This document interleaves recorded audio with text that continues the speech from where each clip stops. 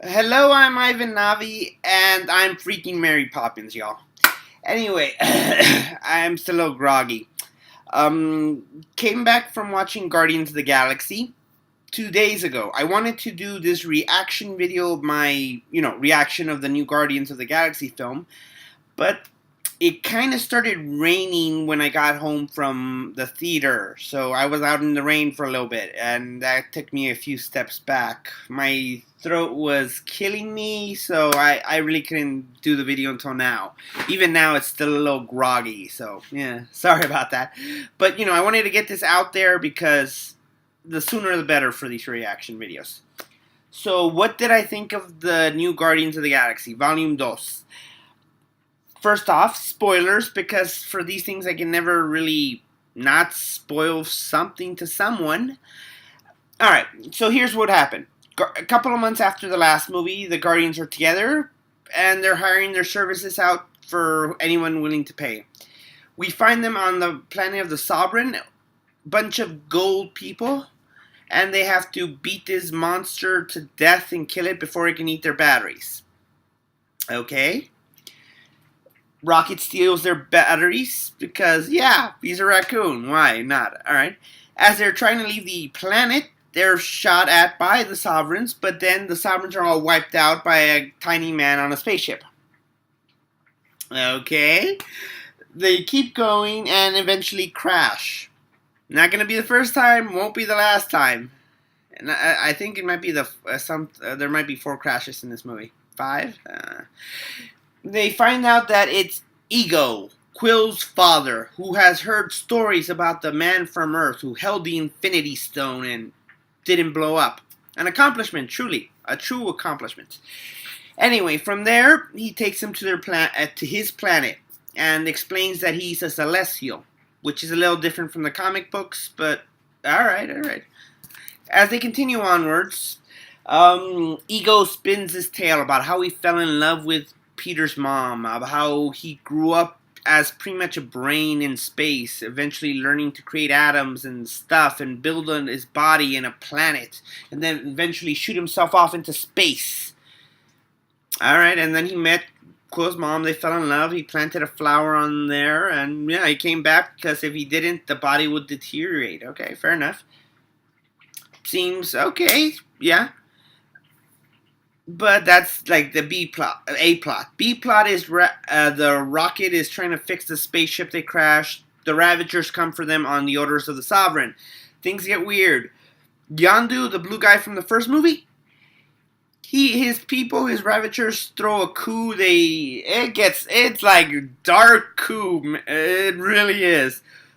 Taserface, yes, the stupidest name ever, leads the coup and kills all of the men loyal to Yondu.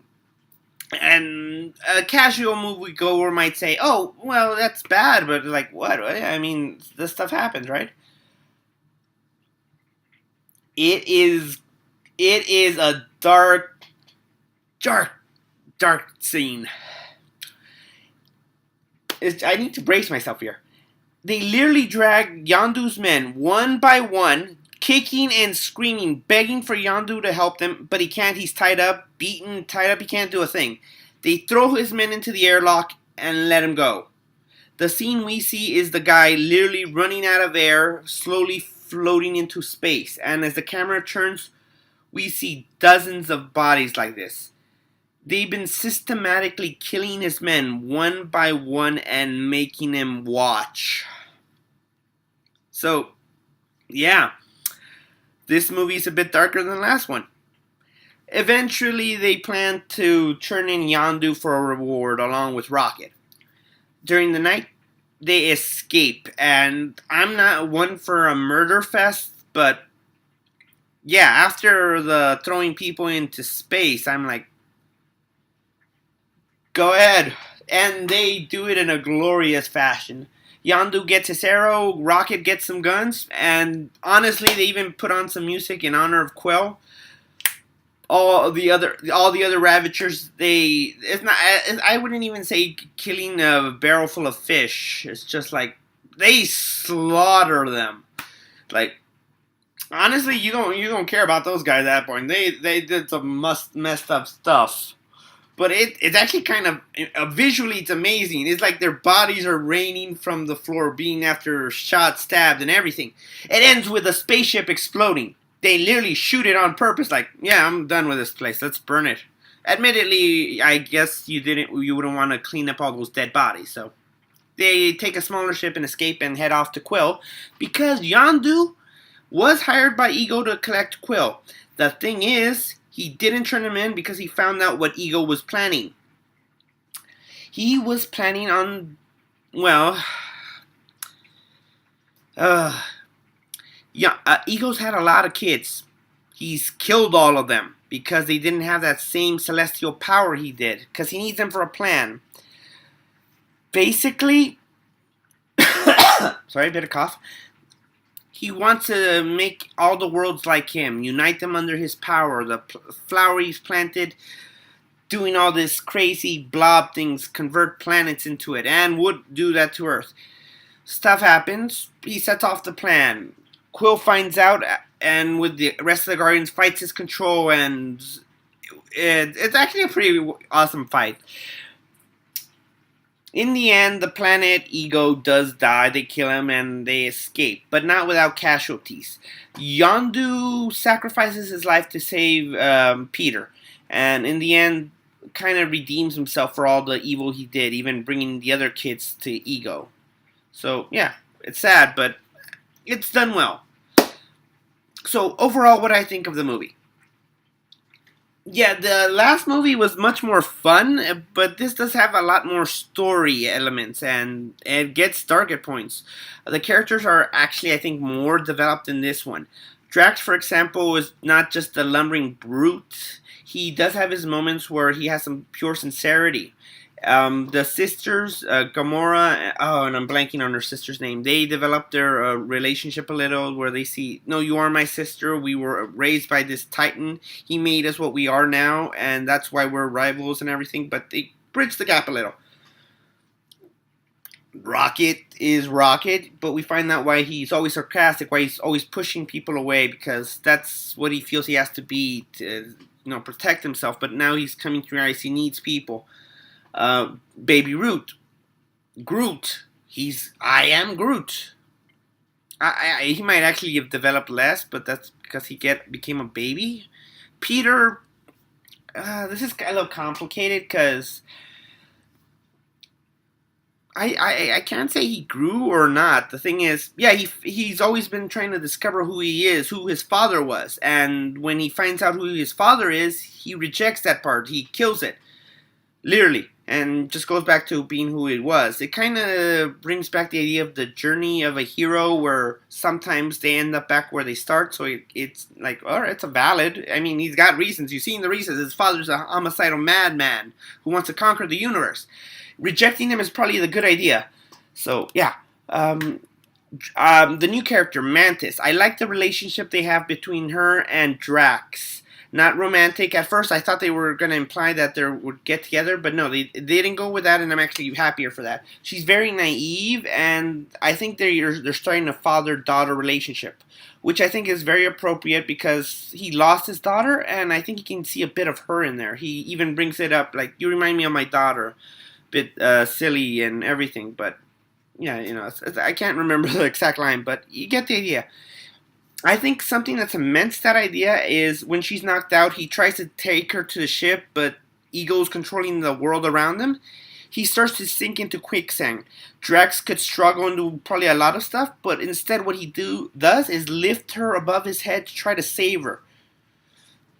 Remember, she's knocked out. She probably couldn't hold her breath. She couldn't do anything. So I like that. It's like the inner father.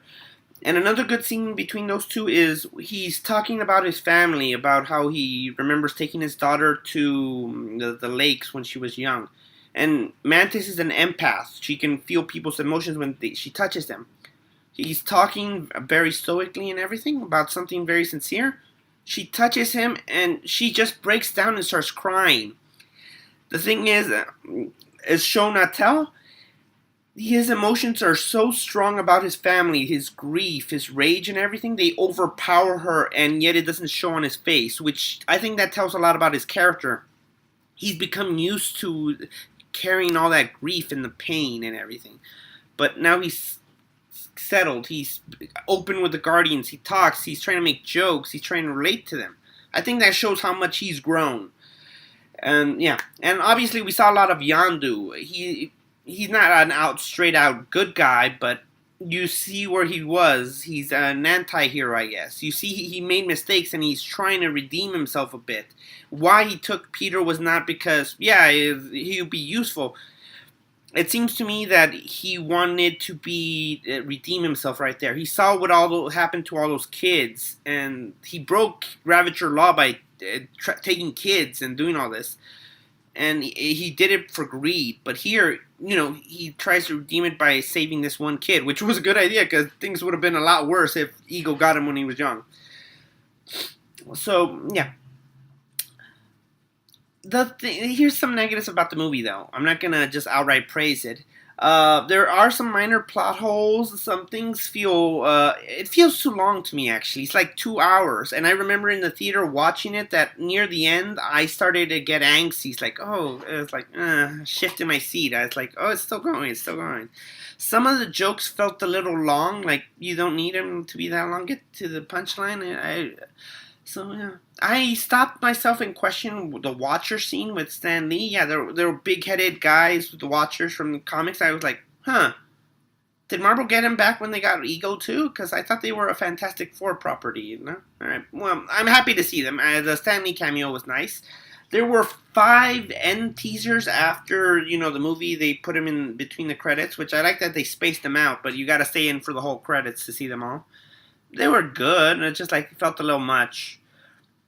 Alright, so my basic idea of the movie is, it's good. If you like The Last Guardians, I would watch it again. I have no major complaints about it. It does seem to have some similarities to the last movie.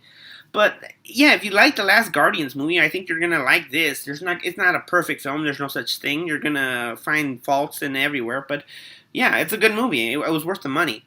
The only thing is I had to see it in 3D because I don't know why. I couldn't get a standard movie set. I don't know if they canceled it. I don't know.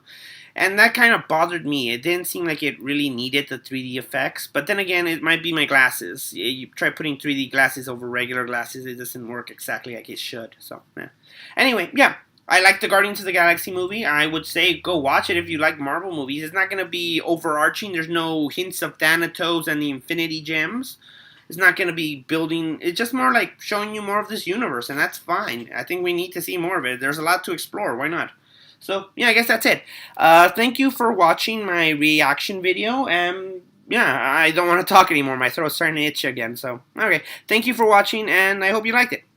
And, yeah, links below. Follow me on Storyteller Navi and all that jazz. Okay, thanks. Bye.